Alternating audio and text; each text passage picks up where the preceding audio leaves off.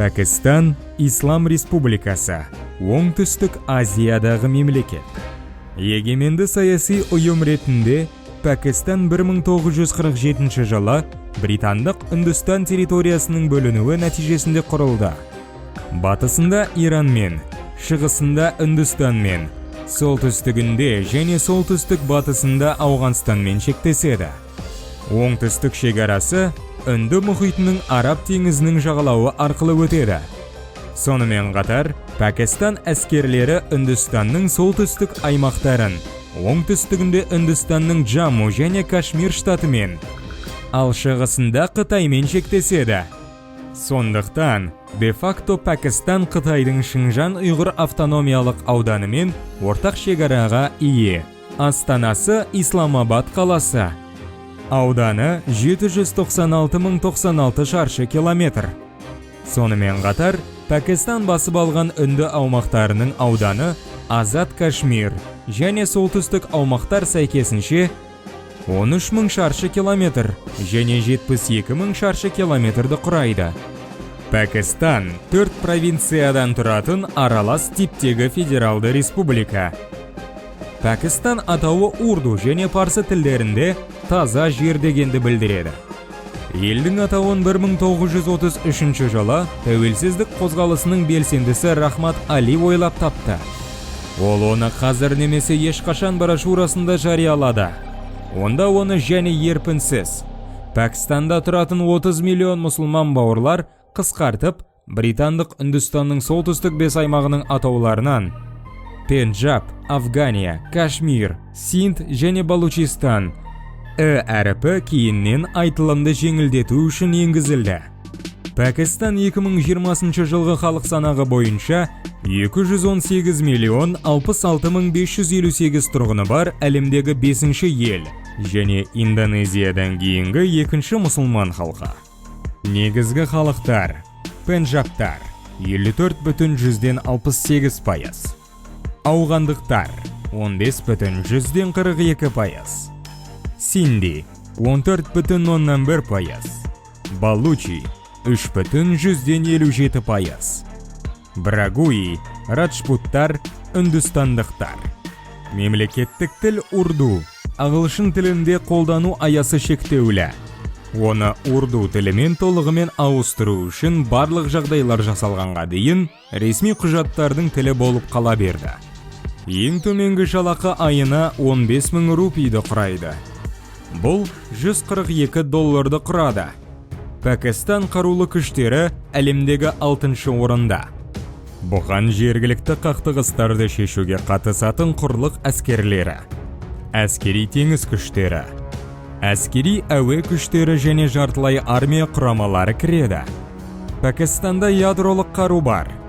Пәкістанда бірнеше оңдаған ядролық оқ тұмсық бар деген болжам бар. Стратегиялық ядролық күштер ұлттық қорғаныс кеңесінің басқаруында. Оны Пәкістан премьер-министрі басқарады. Пәкістан армиясы Үндістанмен 3 ірі қақтығысқа 1947, 1965 және 1971 жылдары Каргил соғысына қатысты. Пәкістан СМТ бойынша жалпы ішкі өнім көлемі бойынша елдер арасындағы 23-ші экономика. 2019 жылы жалпы ішкі өнімнің номиналды көлемі бойынша Пәкістан 42-ші орында. Пәкістан дамып келе жатқан аграрлық индустриялық ел. 11 елдің қатарына кіреді. Олар БРИКС елдерімен қатар 21 ғасырдағы әлемдегі ең ірі экономикалардың бірі бола алады. Пәкістан экономикасы көп салалы индустриялық аграрлық ел. Ауыл шаруашылығы ел экономикасында үлкен рөл атқаруды жалғастыруда. Және өнеркәсіп белсенді дамып келе жатқанына, және жалпы ұлттық өнімнің 24,3%-ын құрайтынына қарамастан, жалпы ұлттық өнімнің 20,8%-ын алады. Бұл ретте ауыл шаруашылығында жұмыс істейтіндердің 43%, ал өнеркәсіпте 20% жұмыс істейді. Жұмыссыздықтың деңгейі 15,2%. Ауыл шаруашылығы, тоқыма өнеркәсібі, гидроэнергетика, су көлігі сияқты салалар тікелей байланысты ауа райына жоғары тәуелділікпен сипатталады. Ауыл шаруашылығы Пәкістан экономикасының негізі болып қала береді. Ең маңызды дақылдар бидай, қант қамысы, мақта және күріш болып табылады. Олар бірге экспортталатын дақылдардың жалпы құнының 75%-ын құрайды. Пәкістанның ең ірі азық-түлік дақылдары бидай. ақш ауыл шаруашылық департаментінің мәліметі бойынша 2017 жылы Пәкістан 26.674.000 тонна бидай өндірді. Бұл бүкіл Африкадан және Оңтүстік Америкадан көп. Ел Азиядағы ең ірі түйе нарығы. Өрік пен гейдің екінші ірі нарығы. Және мақта, пияз және сүт өнімдерінің үшінші ірі нарығы. Ауыл шаруашылығының экономикалық маңызы тәуелсіздік алғаннан бері, оның жалпы ішкі өнімдегі үлесі шамамен 53%-ды құраған кезде төмендеді. 1993 жылғы егіннің жетіспеушілігінен кейін, үкімет ауыл шаруашылығына көмек көрсету саясатын енгізді. Оның ішінде фермерлердің өнімдеріне бағаны көтеру және ауыл шаруашылық несиелеріне қол жетімділікті арттыру. 1993 жылдан 1997 жылға дейін ауыл шаруашылығы секторындағы нақты өсім орта есеппен 5-7%-ды құрады. Бірақ содан бері шамамен 4%-ға дейін төмендеді. Бидай мен майлы дақылдар өндірісін ұлғайтуды қоса алғанда, ауыл шаруашылық реформалары үкіметтің экономикалық реформалар пакетінде басты рөл атқарды. Экспорттың негізгі баптары: мақта, тоқыма және басқа да тоқыма тауарлары. Импорттың басты баптары: машиналар мен жабдықтар, электроника, мұнай өнімдері.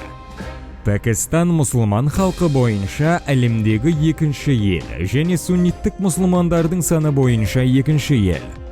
Халықтың 96% мұсылмандар. Оның ішінде 91% сунниттер, 5% шииттер. Пәкістанның мемлекеттік діні сунниттік ислам.